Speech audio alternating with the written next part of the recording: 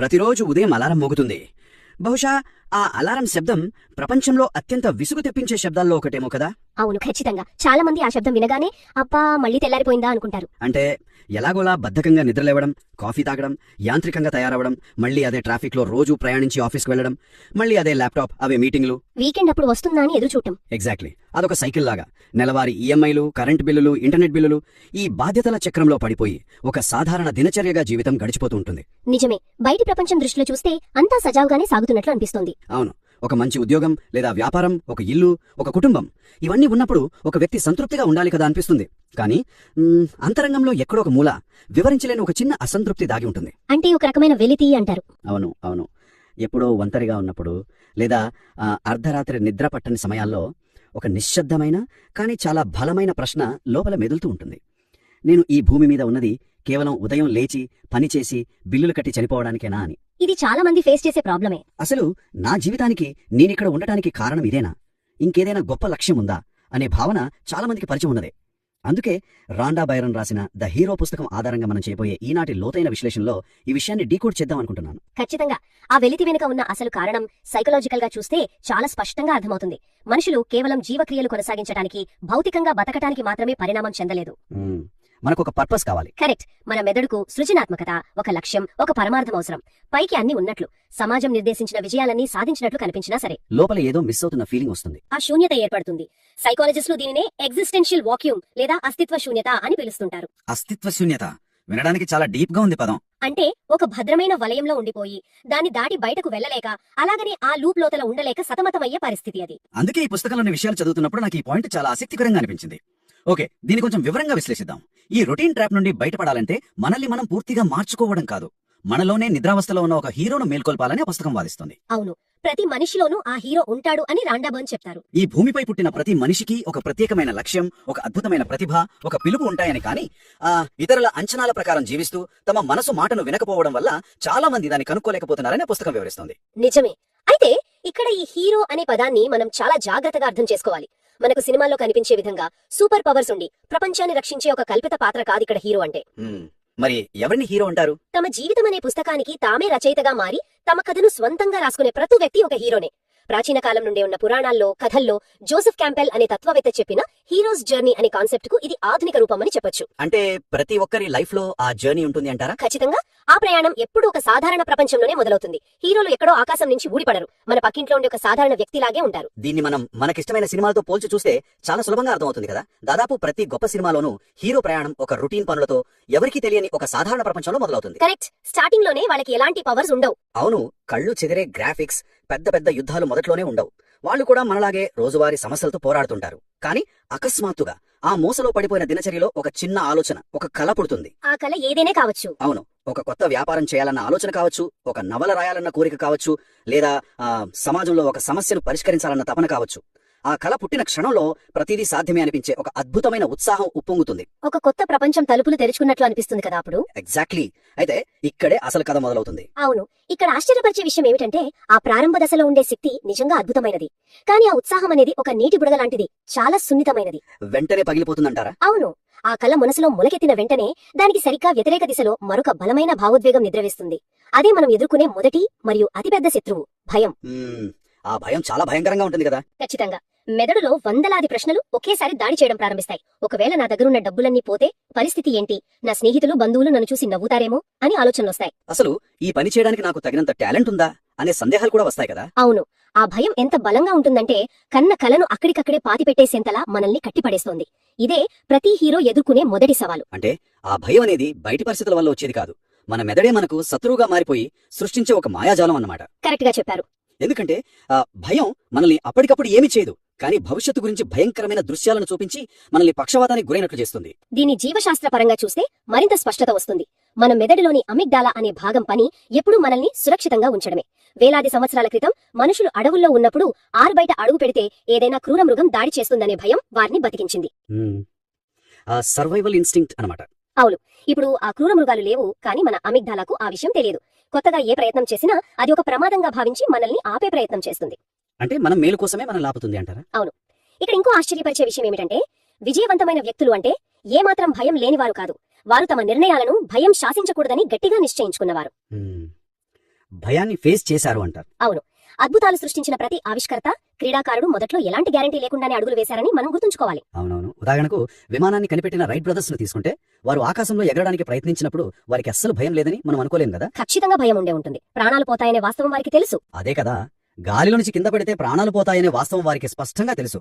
కానీ ఆకాశంలో ఎగరాలనే వారి ప్యాషన్, ఆ కల, ప్రాణాలు పోతాయనే భయం కంటే చాలా రెట్లు పెద్దది. అవును, ఆ ప్యాషన్ వల్లనే ముందుకు వెళ్లారు. కాబట్టే వారు ఆ భయాన్ని పక్కన పెట్టి ముందుకు వెళ్ళగలిగారు.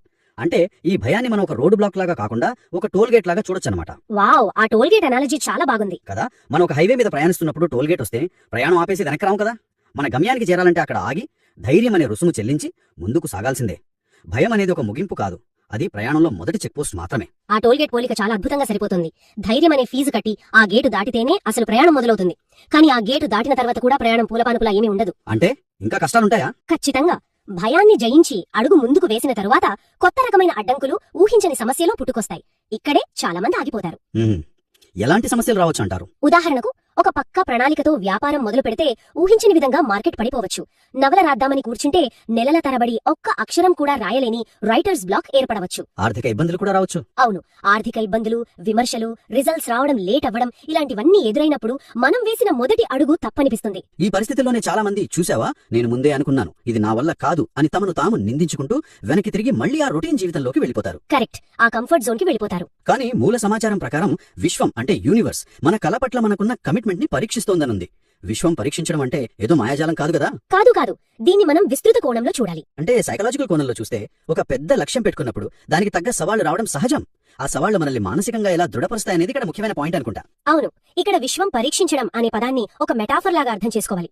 మనం ఎప్పుడైతే ఒక కొత్త లక్ష్యాన్ని ఎంచుకుంటామో మనం అప్పటి వరకు ఉన్న కంఫర్ట్ జోన్ దాటి కొత్త వాతావరణంలో అడుగు పెడతాం. కొత్త వాతావరణం అంటే అన్ని కొత్తగానే ఉంటాయి. కరెక్ట్. కొత్త వాతావరణం అంటేనే మనకు తెలియని విషయాలు అనేకం ఉంటాయి. తెలియని విషయాలు ఉన్నప్పుడు తప్పులు జరగడం, వైఫల్యాలు ఎదురవడం అనేది భౌతిక శాస్త్రం నియమం లాంటిది. ఎలక్ట్రిక్ బల్బ్ ఇన్వెన్షన్ లాగా. ఎగ్జాక్ట్లీ. థామస్ ఆల్వా ఎడిసన్ బల్బును కనిపెట్టే క్రమంలో వేలాది సార్లు విఫలమయ్యాడు. ఆ వైఫల్యాలు ప్రకృతి ఆయనను శిక్షించడం కాదు, లేదా ఆయన ఆగిపోవాలని ఇచ్చిన సంకేతాలు కావు. అంటే అవన్నీ లెసన్స్ అంటారు. అవును, అవి భౌతిక శాస్త్రం ఆయనకు నేర్పిన పాఠాలు. ఏ పదార్థాలు బల్బులో పనిచేయవో తెలుసుకోవడానికి జరిగిన ఒక డేటా కలెక్షన్ ప్రాసెస్ అది. కష్టాలు వచ్చినప్పుడు వదిలేసేవారి మధ్య, వాటిని జ్ఞానంగా మార్చుకునే హీరోల మధ్య ఉన్న వ్యత్యాసం ఇదే. కానీ ఇక్కడే అసలైన ఆసక్తికరమైన విషయం ఏమిటంటే, ఒక ప్రాక్టికల్ సమస్య ఉంది కదా, ఒక అడ్డంకి వచ్చినప్పుడు దాన్ని పాఠంగా తీసుకోవడం వరకు బానే ఉంటుంది. కానీ వరుసగా ఎదురు దెబ్బలు తగులుతున్నప్పుడు ఒక సాధారణ మనిషిగా బహుశా ఈ కళ నా కోసం కాదేమో, నేను తప్పుడు దారిలో వెళ్తున్నానేమో అని అనిపించడం సహజం. అవును, ఎవరికైనా ఆ డౌట్ వస్తుంది. మరి ఆ సన్నని గీతను మనం ఎలా గుర్తించాలి? ఇది మొండితనంతో ముందుకెళ్లాల్సిన సమయమా, లేక నిజంగానే వ్యూహాన్ని మార్చుకోవాల్సిన సమయమా అని తార్కికంగా ఆలోచిస్తే ఆ రెండింటి మధ్య ఉన్న తేడాను ఎలా విశ్లేషించుకోవాలి? అది చాలా క్లిష్టమైన మరియు కీలకమైన ప్రశ్న. విజయం సాధించిన ప్రతి వ్యక్తి ఈ సన్నని గీత దగ్గర నిలబడిన వారే. ఇక్కడే మనం స్ట్రాటజీకి మరియు విజన్ కి మధ్య ఉన్న తేడాను గుర్తించాలి. Strategy and vision. ఓకే. అడ్డంకులు ఎదురైనప్పుడు ఒక తెలివైన వ్యక్తి తన లక్ష్యాన్ని మార్చుకోడు, అక్కడికి చేరుకునే దారిని, వ్యూహాన్ని మాత్రమే మార్చుకుంటాడు. దారి మార్చుకోవాలి కానీ గమ్యాన్ని కాదు. కరెక్ట్. ఉదాహరణకు, మీరు ఒక నగరానికి వెళ్లాలి అనుకున్నప్పుడు ప్రధాన రహదారి మూసివేసి ఉంటే మీరు ప్రయాణం ఆపేయరు కదా. మరొక చిన్న దారి గుండా వెళ్లడానికో లేదా వేరొక వాహనం ఉపయోగించడానికో ప్రయత్నిస్తారు. అవును, డెస్టినేషన్ రీచ్ అవడమే మన టార్గెట్ కాబట్టి. ఎగ్జాక్ట్లీ. లక్ష్యం పట్ల పట్టుదల, వ్యూహం పట్ల మార్పును అంగీకరించే నెమ్మదితనం, ఈ రెండింటి కలయికే ఆ సన్నని గీతను దాటడానికి సహాయపడుతుంది. అంటే ఆ అడ్డంకులను ఒక ఫీడ్బ్యాక్ సిస్టమ్ గా వాడుకోవాలన్నమాట. అయితే ఇన్ని అడ్డంకులను దాటడానికి కేవలం మొండి పట్టుదల ఉంటే సరిపోదు. మన లోపల మనకు దారి చూపే ఒక మార్గదర్శక శక్తి ఉండాలి. ఆ శక్తే మన అభిరుచి లేదా ప్యాషన్ అంటారు. అవును, ఆ ఇంధనమే ప్యాషన్. మనకు ఉత్సాహాన్నిచ్చే పనులు యాదృచ్ఛికంగా మన జీవితంలోకి రావు అని పుస్తకం వివరిస్తోంది. అవి మన అసలైన లక్ష్యం వైపు చూపే ఒక కంపాస్ లాంటివి అంటారు. నిజమే. ఈ ప్యాషన్ గురించి కొంచెం లోతుగా విశ్లేషిస్తే అసలు మనకు ఏది ఇష్టమో మనకు ఎలా తెలుస్తోంది? ప్యాషన్ అనే పదాన్ని ఈ రోజులో చాలా తేలికగా వాడేస్తున్నారు, కానీ సైకలాజికల్ గా దీనికి ఒక నిర్దిష్టమైన కొలమానం ఉంది. ప్రఖ్యాత సైకాలజిస్ట్ మిహాయ్ చిక్సెంట్-మిహాయ్ దీని గురించి ఒక అద్భుతమైన సిద్ధాంతాన్ని ప్రతిపాదించారు. ఆయన ఫ్లో స్టేట్ గురించి చెప్పారు కదా? అవును, కరెక్ట్. దాన్నే ఫ్లో స్టేట్ అంటారు. మీరు ఏదైనా ఒక పని చేస్తున్నప్పుడు మీ చుట్టూ ప్రపంచం మర్చిపోయి సమయం ఎంత గడిచిపోతుందో కూడా స్పృహ లేకుండా ఆ పనిలో లీనమైపోతే ఆ పనే మీ అసలైన అభిరుచికి ఒక గొప్ప ఆధారంగా చెప్పవచ్చు. అంటే టైం తెలీదు అంటారు. అవును, ఆ పని చేస్తున్నప్పుడు అలసట కంటే ఒక రకమైన సంతృప్తి, ఆనందం లభిస్తాయి. అదొక పెయింటింగ్ వేయడం కావచ్చు, కోడింగ్ చేయడం కావచ్చు, లేదా ఒక మెకానికల్ వస్తువును రిపేర్ చేయడం కావచ్చు, ఏదైనా కావచ్చు. అత్యంత విజయవంతమైన వారు కష్టమైనా సరే తమ పనిని ప్రేమిస్తారు. ఆ ఫ్లో స్టేట్ అనేది మన మెదడు మనకిచ్చే ఒక గ్రీన్ సిగ్నల్. ఆ ఫ్లో స్టేట్ లో ఉన్నప్పుడు బయటి ప్రపంచం నుంచి వచ్చే గుర్తింపు, డబ్బులతో సంబంధం లేకుండా ఆ పనే ఒక ప్రతిఫలంగా అనిపిస్తుంది కదా. ఖచ్చితంగా. కానీ కేవలం అభిరుచి ఉంటే సరిపోదు కదా. ఆ అభిరుచిని ఒక అద్భుతమైన వాస్తవంగా మార్చడానికి ఒక బలమైన నమ్మకం అంటే బిలీఫ్ అనేది కావాలి. అవును, నమ్మకం లేకుండా ముందడుగు వేయలేము. ఇక్కడే ఈ పుస్తకంలో చెప్పిన ఒక ఆసక్తికరమైన కాన్సెప్ట్ గురించి మనం మాట్లాడుకోవాలి. ఎవరైనా సరే మన కళను నమ్మేలోపు, ఈ ప్రపంచం మనల్ని గుర్తించేలోపు ముందుగా ఆ కళను మనం 100% నమ్మాలి అంటారు. అది చాలా ఇంపార్టెంట్ పాయింట్. ఆలోచనలు ఆచరణలుగా, ఆచరణలు ఫలితాలుగా ఎలా మారుతాయో ఇక్కడే తెలుస్తుంది. దీన్ని మనం ఒక సెర్చ్ ఇంజిన్ అల్గోరిథంతో పోల్చి చూస్తే చాలా సులభంగా అర్థమవుతుంది. అయితే దీని అర్థమేమిటి అని మీరు అడగవచ్చు. ఆ సర్చ్ ఇంజిన్ పోలిక ఎలాగో వివరిస్తారా? అది వినడానికి చాలా టెక్నికల్ గా మరియు ఆసక్తికరంగా ఉంది. ఖచ్చితంగా. మనం ప్రతిరోజు వాడే గూగుల్ లాంటి సెర్చ్ ఇంజిన్ ఎలా పనిచేస్తుందో ఆలోచించండి. అందులో మనం ఏ పదం టైప్ చేస్తే దానికి సంబంధించిన ఫలితాలే వస్తాయి. అవును కదా, మనం ఏది అడిగితే అదే ఇస్తుంది. అవును, నెగిటివ్ కీవర్డ్స్ ఇస్తే అది నెగిటివ్ రిజల్ట్స్ ని మన ముందుకు తెస్తుంది. ఉదాహరణకు, నేను ఈ పనిలో ఎందుకు విఫలమవుతాను అని మనం టైప్ చేస్తే ఇంటర్నెట్ లో ఉన్న వేలాది వైఫల్యాల కథలను, కారణాలను అది ఒక లిస్ట్ లాగా తీసి మన ముందు పెడుతుంది. మన మైండ్ కూడా అంతే అంటారా? ఎగ్జాక్ట్లీ. మన మెదడు కూడా సరిగ్గా ఇదే అల్గారిథంలా పనిచేస్తుంది. మన నమ్మకం ఏదైతే ఉంటుందో దాన్ని సమర్థించే సాక్ష్యాలను మాత్రమే అది వెతికి పట్టుకుంటుంది. ఒకవేళ నా వల్ల ఎందుకు కాదో అని మనం బలంగా నమ్మితే మనలోని లోపాలను, మనకు లేని వనరులను, గతంలో మనం చేసిన తప్పులను అది హైలైట్ చేసి చూపిస్తుంది. అంటే మనం నెగిటివ్ గా ఆలోచిస్తే నెగిటివ్ మాత్రమే కనిపిస్తుంది. అవును, అదే నేను దీన్ని ఎలా సాధించగలను అనే పాజిటివ్ సెర్చ్ ఇస్తే మన చుట్టూ ఉన్న అవకాశాలను, మనకు సహాయం చేయగల వ్యక్తులను, పరిష్కారాల వైపు మనల్ని నడిపిస్తుంది. అవకాశాలు ఉన్నాయని నమ్మితే మన కళ్ల ముందు ఉన్నా కూడా అప్పటి వరకు కనిపించని దారులు అప్పుడు స్పష్టంగా కనిపిస్తాయి. ఇది కేవలం ఒక పోలిక మాత్రమే కాదు, న్యూరో సైన్స్ ప్రకారం ఇది ఒక అక్షర సత్యం. ఓ, సైంటిఫిక్ గా కూడా ప్రూవ్ అయిందా? అవును, మెదడులో రెటిక్యులర్ యాక్టివేటింగ్ సిస్టమ్ లేదా RAS అనే ఒక భాగం ఉంటుంది. ప్రపంచంలో ప్రతి క్షణం లక్షలాది సమాచారపు బిట్స్ మన ఇంద్రియాలకు చేరుతుంటాయి. వాటన్నింటినీ ప్రాసెస్ చేయడం మెదడుకు అసాధ్యం. అంటే మెదడు ఫిల్టర్ చేస్తుందన్నమాట. కరెక్ట్. మనం ఏది ముఖ్యమని నమ్ముతామో ఆ సమాచారాన్ని మాత్రమే వడపోసి మన స్పృహలోకి తీసుకువస్తుంది ఈ RAS. ఉదాహరణకు, మీరు కొత్తగా ఒక ఎరుపు రంగు కారు కొనుక్కోవాలని నిర్ణయించుకున్నారనుకోండి. అప్పుడేమవుతుంది? మరుసటి రోజు నుండి రోడ్డు మీద మీకు ఎక్కడ చూసినా ఎరుపు రంగు కార్లే కనిపిస్తాయి. అంతకుముందు ఆ కార్లు రోడ్డు మీద లేవా? ఉన్నాయి, కానీ మీ మెదడు వాటిని ప్రాసెస్ చేయలేదు. వావ్, ఇది నేను చాలాసార్లు అబ్జర్వ్ చేశాను. అవును, ఎప్పుడైతే మీ నమ్మకం, మీ లక్ష్యం ఆ కారు మీద పడిందో వెంటనే మెదడు ఫిల్టర్లు మారిపోయి వాటిని మాత్రమే చూపిస్తాయి. జీవితంలో అవకాశాలు కూడా సరిగ్గా ఇలాగే పనిచేస్తాయి. అంటే అవకాశాలు ఎప్పుడూ ఉంటాయి, మనం చూసే దృష్టి మారాలి అంటారా? ఖచ్చితంగా. ఒకే ఆర్థిక మాంద్యంలో ఉన్న ఇద్దరు వ్యక్తులను తీసుకుంటే ఒకరు అన్ని నష్టపోతున్న వ్యాపారాలను మాత్రమే చూస్తారు. మరొకరు అదే పరిస్థితుల్లో ఎవరూ చూడని ఒక కొత్త అవకాశాన్ని, మార్కెట్ క్యాప్ ను గుర్తిస్తారు. ఇదంతా ఆ నమ్మకం సెట్ చేసే ఫిల్టర్ల మాయే. వినడానికి చాలా ఆశ్చర్యంగా ఉంటుంది కదా? నిజంగానే. అంటే మనం ఏది నమ్ముతామో అదే మన వాస్తవంగా మారుతుందన్నమాట. సరే, ఇప్పుడు ఈ ప్రయాణం మొత్తాన్ని ఒకసారి వెనక్కి తిరిగి చూద్దాం. తప్పకుండా. దిక్సూచితో సరైన దారి తెలుసుకుంటూ పాజిటివ్ నమ్మకం అనే ఇంజన్తో ముందుకు సాగాం. వీటన్నిటిని దాటుకుంటూ పోతే చివరికి ఆ హీరో పొందే నిజమైన ప్రతిఫలం ఏమిటి? ఇది చాలా ముఖ్యమైన ప్రశ్న. సాధారణంగా మనం విజయం అనగానే బ్యాంకు బ్యాలెన్స్, లగ్జరీ కార్లు, కీర్తి, సోషల్ మీడియాలో మిలియన్ల కొద్ది ఫాలోవర్స్ అనుకుంటాం కదా. కానీ పుస్తకం చెప్పే అంతిమ బహుమతి ఇది కాదట. ముమ్మాటికి కాదు.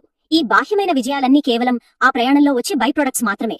బై ప్రొడక్ట్స్ అంటే మెయిన్ రిజల్ట్ వేరే ఉంది అంటారు. అవును, పురాణాల ప్రకారం ఏ హీరో కథలోనైనా అంతిమంగా వారు ఒక ఎలిక్సర్ లేదా అమృతం లాంటి దానికోసం అన్వేషిస్తుంటారు. ఆ అమృతం బయట ఎక్కడో దొరికేది కాదు, అది వారిలో జరిగే అంతర్గత పరివర్తన, ఇంటర్నల్ ట్రాన్స్ఫర్మేషన్. కరెక్ట్. ప్రయాణం మొదట్లో సందేహంతో, ఇతరులు ఏమనుకుంటారో అనే భయంతో వణికిపోయిన వ్యక్తి ప్రయాణం ముగిసేసరికి ఎలాంటి పరిస్థితులనైనా ఎదుర్కోగల పూర్తి ఆత్మవిశ్వాసంతో నిండిన వ్యక్తిగా రూపాంతరం చెందుతాడు. దారి తప్పిన వ్యక్తికి ఒక దిశ దొరుకుతుంది. చాలా డీప్ పాయింట్ ఇది. అవును, అన్నింటికంటే గొప్ప బహుమతి డబ్బు, కీర్తి కాదు. ఒకరు తమ నిజమైన స్వరూపాన్ని కనుక్కోవడం. అంటే ఆ లక్ష్యాన్ని సాధించడం కంటే ఆ లక్ష్యాన్ని సాధించే క్రమంలో ఒక వ్యక్తి తనను తాను కొత్తగా ఎలా నిర్మించుకున్నాడు, ఎలాంటి వ్యక్తిగా మారాడు అనేదే అసలైన బహుమతి. అంటే ఒక బొగ్గుముక్క వజ్రంగా మారడం లాంటిదన్నమాట. వజ్రం అనేది ఎక్కడి నుంచో తెచ్చుకున్నది కాదు కదా. విపరీతమైన ఉష్ణోగ్రత, ఒత్తిడి వల్ల, ఆ బొగ్గుముక్క లోపల జరిగిన ఒక రసాయన మార్పు వల్ల అది వజ్రంగా మారుతుంది. ఎగ్జాక్ట్లీ, ఇది పర్ఫెక్ట్ అనాలజీ. మనిషి ప్రయాణం కూడా అంతేనేమో. బాహ్యమైన ఒత్తిళ్లు, సవాళ్లు ఎదుర్కొన్నప్పుడు లోపల జరిగే మార్పు ఆ వ్యక్తిని ఒక వజ్రంలా మారుస్తుంది. ఎవరి అంచనాల కోసమో బతకకుండా తన నిజమైన స్వరూపాన్ని కనుక్కోవడం, తను ఏ లక్ష్యం కోసం ఈ భూమి మీదకు వచ్చాడో దానికి అనుగుణంగా జీవించడం. దీన్నే లైఫ్ ఆఫ్ అలైన్మెంట్ అంటారు. అవును, కేవలం విజయాలు సాధించడం కాదు, ఆ విజయాలు మన అంతర్గత విలువలకి అనుగుణంగా ఉన్నాయా లేదా అన్నది ముఖ్యం. ఇది ఒక ముఖ్యమైన ప్రశ్నను లేవనెత్తుతుంది. సమాచారంతో నిండిపోయిన, ఇతరుల అంచనాలతో, సోషల్ మీడియా ఒత్తిళ్లతో బతికే ఈ ప్రపంచంలో ఒకరి జీవితాన్ని మరొకరితో పోల్చుకుంటూ బతకడం చాలా సులభం కదా. అవును, ప్రతి ఒక్కరూ అదే చేస్తున్నారు ఇప్పుడు. కానీ అది మనల్ని ఎక్కడికి చేర్చదు. ఎవరి ప్రతిభ వారిది, ఎవరి ప్రయాణం వారిది. ఆ సొంత బహుమతులతో, ప్రతిభతో ప్రపంచానికి ఏమైనా మేలు చేసే పనిని కనుక్కోవడమే మానవ జీవితపు అంతిమ లక్ష్యం అని మనం అర్థం చేసుకోవాలి. అది నిజంగా ఒక అద్భుతమైన దృక్పథం. మనలో దాగి ఉన్న ఆ హీరో మేల్కొన్నప్పుడు ఉదయం నిద్ర లేవగానే బద్ధకంగా అనిపించదు. ఆ రోజు నేనేం సృష్టించబోతున్నాను అనే ఒక గొప్ప ఉత్సాహంతో అర్థవంతమైన జీవితం వైపు అడుగులు పడతాయి. కరెక్ట్. మనం వేరొకరి కలను, వేరొకరి అంచనాలను బతకడానికి ఈ భూమి మీద పుట్టలేదు. ఎవరి పరుగు పందెం వారిదే, ఎవరి గమ్యం వారిదే. ఖచ్చితంగా. ధైర్యానికి ఆవలి వైపున మనం కోరుకునే జీవితం వేచి ఉందని మనం నమ్మాలి. ఈ రోజు మనం చర్చించిన రాండా బైర్న్ ద హీరో పుస్తక సారాంశం మనకు ఒక బలమైన వాస్తవాన్ని గుర్తు చేస్తోంది. మనం చిన్నప్పటి నుంచి కథల్లో విన్న ఆ హీరో బయట ఎక్కడో లేడు. మనల్ని రక్షించడానికి ఏ మాయాజాలం చేసే రక్షకుడు పైనుంచి రాడు. ఆ హీరో మనలోనే ఉన్నాడు. ఇది చాలా మందికి కళ్ళు తెరిపించే నిజం. అవును, ఆ సత్యం మనకు అర్థమైనప్పుడు మన జీవితం ఒక సాధారణ దినచర్య నుండి ఒక అద్భుతమైన కథలా మారుతుంది. ఈనాటి లోతైన విశ్లేషణలో ఇతరుల అంచనాలను పక్కన పెట్టి మన స్వంత కలను కనుక్కోవడం, భయాన్ని జయించడం, వైఫల్యాలను పాఠాలుగా మలుచుకోవడం గురించి చర్చించిన విషయాలు చాలా విలువైనవి. భయం అనేది ఒక ముగింపు కాదు. ప్రతి వైఫల్యం ఒక ఫీడ్బ్యాక్, మరియు మన నమ్మకమే మన వాస్తవానికి పునాది అనే విషయాలను ఎవరైనా తమ జీవితానికి అన్వయించుకోగలిగితే వారి ప్రయాణం తప్పకుండా ఆసక్తికరంగా మారుతుంది. ముఖ్యంగా రోజువారీ జీవితంలో పడిపోయి తమ సొంత గొంతుకును వినడం మర్చిపోయిన వారికి ఈ విశ్లేషణ బాగా ఉపయోగపడుతుందని ఆశిస్తున్నాను. అవును, ఈ విషయాలు ఒక్కసారి ఆలోచిస్తే చాలు, చాలా మార్పు వస్తుంది. ఈ లోతైన ప్రయాణంలో మనం ఎన్నో అద్భుతమైన విషయాలను స్పృశించాం. ఆశ్చర్యపరిచే విషయం ఏమిటంటే ఈ ప్రయాణం ఎక్కడితో ఆగిపోయేది కాదు. ఒక లక్ష్యం సాధించిన తర్వాత మళ్లీ ఒక కొత్త కళ, మళ్లీ ఆ టోల్గేట్, మళ్లీ ఆ అడ్డంకులు. ఇదొక నిరంతర చక్రం కదా. అవును, ఈ చక్రమే జీవితానికి ఒక అర్థాన్నిస్తుంది. ఎవరి జీవిత కథకు వారే అసలైన హీరో అవుతారు. నిజమే. అయితే ముగించే ముందు శ్రోతలు తమకు తాముగా ఆలోచించుకోవడానికి ఒక బలమైన ప్రశ్నను వదలాలి అనుకుంటున్నాను. చెప్పండి, ఆ ప్రశ్న ఏంటో? హీరో మనాన ఉల్లాడని పుస్తకం చెబుతోంది. కానీ ఆ హీరోను బయటకు రానివ్వకుండా లాక్ చేసి ఉంచుతున్న మన రోజువారీ కంఫర్ట్ జోన్ అలవాటు ఏది? చాలా థాట్ ప్రొవోకింగ్ ప్రశ్న ఇది. అవును, భద్రత పేరుతో మనల్ని మనం బంధించుకున్న ఆ అదృశ్యమైన జైలును బద్దలు కొట్టే ఆ మొదటి అడుగు ఏమిటి అని ఎవరికి వారు ప్రశ్నించుకోవాలి. ఈ ప్రశ్నలకు జవాబులు దొరికితే మీ ప్రయాణం మొదలైనట్లే. ఈ అన్వేషణను మీరు కొనసాగిస్తారని ఆశిస్తూ ముగిద్దాం.